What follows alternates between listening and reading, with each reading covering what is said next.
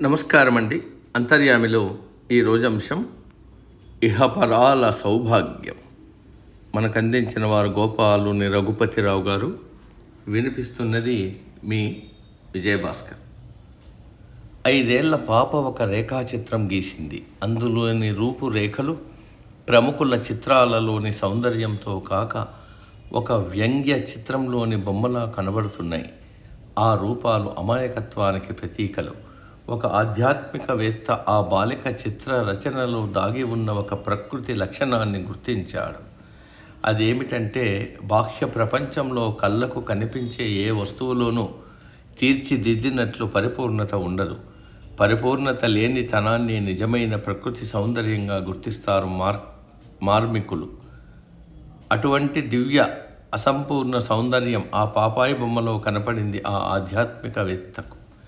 ప్రకృతిలో ఏది శాశ్వతం కాదు, అశాశ్వతమైనది ఏది పరిపూర్ణం కాదు. సాధారణ కళ్ళకు కనిపించని వాడు కాంతి స్వరూపుడు కాబట్టి భగవంతుడిలోని పరిపూర్ణత్వాన్ని మానవ మేధ అర్థం చేసుకోలేదు.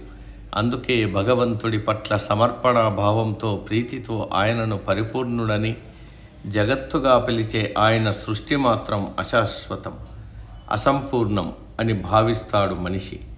అయినప్పటికీ ఆ ప్రకృతి అలౌకిక సౌందర్యం మానవ మాతృడు వెలకట్టలేనిదని వేద విధులు అభిప్రాయపడతారు.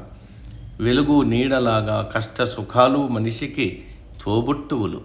మనిషి పుట్టినప్పుడే అతడికి తోడుగా మంచి చెడు, కష్టం సుఖం పుట్టాయి.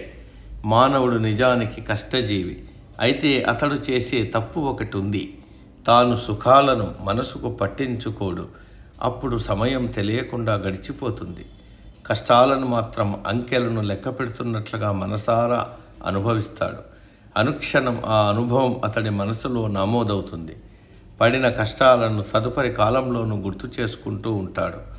అయితే గతానికి ప్రాధాన్యం ఇవ్వడం మంచి లక్షణం కాదంటారు పెద్దలు.